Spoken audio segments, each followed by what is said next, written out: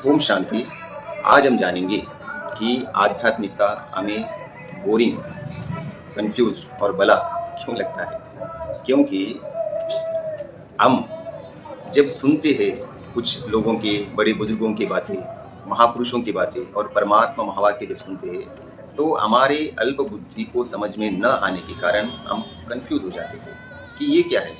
ये तो कहते हैं कुछ और है और दिखता कुछ और है, कुछ जीवन में कुछ अलग ही होता है और कुछ अलग ही बताते हैं। इसलिए हमारे समझ में नहीं आता, इसलिए हमें कंफ्यूज हो जाते हैं और बोर लगता है, इसलिए हम छोड़ देते हैं। लेकिन हमें धैर्यतापूर्वक बने रहना चाहिए और नित्य इस मार्ग पर थोड़ा थोड़ा चलना चाहिए, तो हमारे डाउट्स क्लियर हो जाएंगे। एक उदाहरण याद आता है मुझे कि एक लकड़हारा होता है और वो रोज जंगल में जाकर सूखी लकड़ियां लेकर आता है और गांव में बेचता है और उसी का उसका गुजारा होता है। ऐसे रोज उसका काम है। एक दिन नज़दीक में लकड़ियां खत्म हो जाती है तो थोड़ा दूर चले जाता है और वहाँ बहुत अंदर चले जाता है, तो उधर दूसरा गांव आता है, उधर तक चले जाता है और वहाँ से लकड़ियां चुनना चालू करता है। तो ठंडी के दिन होते हैं, तो बहुत ठंड होती है, तो उसकी उंगलियां सुन पड़ जाती है। तो वो क्या करता है कि आंतों को फूंक मारता है, इससे फूंक मारकर हाथ गर्म करता है। तो दूर से एक बच्चा देखता है कि ये आदमी क्या कर रहा है। तो वो देखता है, ऑब्जर्व करता है, तो ये आदमी फूंक मार रहा है, हाथों को फूंक मार रहा है, बार बार फूंक मार रहा है। तो उसे रहा नहीं जाता और आकर नजदीक आके पूछता है कि राम राम जी, ये आप क्या कर रहे हो।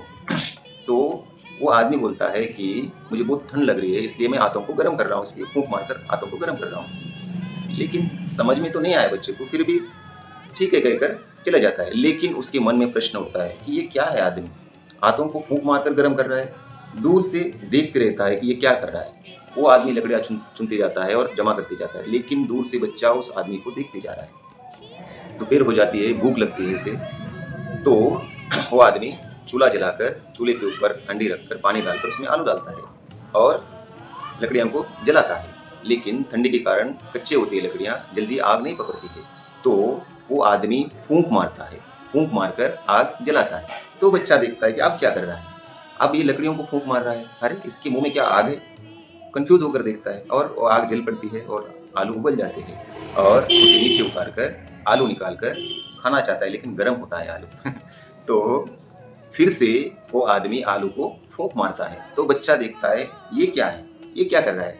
पहले आग गर्म करने के लिए फूंक मारा, बाद में लकड़ियां जलाने के लिए फूंक मारा, अभी तो आलू ऑलरेडी उबला हुआ है, अभी फूंक मार के क्या आलू जला डालेगा कि क्या करेगा। कंफ्यूज हो जाता है बच्चा।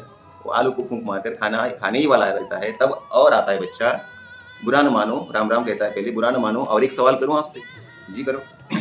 तो बच्चा पूछता है, आपने पहले हाथ गर्म करने के लिए फूंक मारा, लकड़ियां जलाने के लिए फूंक मारा, अभी ये आलू ऑलरेडी उबला हुआ है, इसे फूंक मारकर क्या जला डालोगे। नहीं नहीं, आलू तो ऑलरेडी गर्म है, मैं आलू को फूंक मारकर ठंडा कर रहा हूँ, क्योंकि मुंह न जले और ठंडा करने के बाद मैं खाऊं। ये बात सुनते ही बच्चा एकदम अलर्ट हो जाता है और 4 कदम पीछे हटता है, अटकर दुम दबा के वहां से भागता है और चिल्लाता है कि भूत भूत भूत कहकर चिल्लाता है, क्योंकि ये उसी हाथों को फूंक कर गर्म कर रहा है और लकड़ियों को फूंक कर आग जला रहा है और फूंक मारकर ही आलू ठंडा कर रहा है। ये कैसा भला है, ये भूत है कहकर भागता है। तो इससे हमें ये समझना होगा कि हम भी ऐसे उस बच्चे की तरह ही है। हमें भी कुछ बातें समझ में नहीं आती है, शास्त्रों की बातें, वेदों की बातें, महापुरुषों की बातें, हमारे बड़े बुजुर्गों की बातें और परमात्मा के महावाक्य हमारे समझ में न आने के कारण हमें बोरिंग और भला लगता है और इससे हम दूर भागते हैं। लेकिन हमें थोड़ा धैर्यतापूर्वक, थोड़ा समझदारी से, अगर हम आध्यात्मिकता के मार्ग पर थोड़े बने रहे और रोज थोड़ा थोड़ा प्रयास करें, तो हमारा कन्फ्यूजन दूर हो जाएगा। उस बच्चे का भी कन्फ्यूजन दूर हो सकता था अगर वो बच्चा उस आदमी के साथ कुछ देर रहा होता, कुछ दिन रहा होता, तो उसे समझ में आ जाता कि फूंक मारकर हाथों को गर्म भी किया जा सकता है, फूंक मारकर लकड़ियां भी जलाई जा सकती है और फूंक मारकर आलू भी ठंडा किया जा सकता है।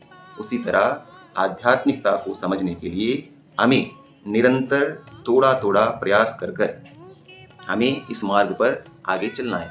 तो इससे हमारे जीवन में परिवर्तन आना शुरू हो जाता है। जब परिवर्तन आना शुरू हो जाता है तो हम खुद ब खुद चलने लगते हैं, क्योंकि इस मार्ग पर चलने से हमारे जीवन में खुशियाँ आती है, हमारे जीवन आनंद से भरपूर हो जाता है और हमारे सारे सवालों का जवाब मिल जाता है हमें। इसलिए हमें धैर्यतापूर्वक आध्यात्मिकता के मार्ग पर चलना चाहिए। ओम शांति।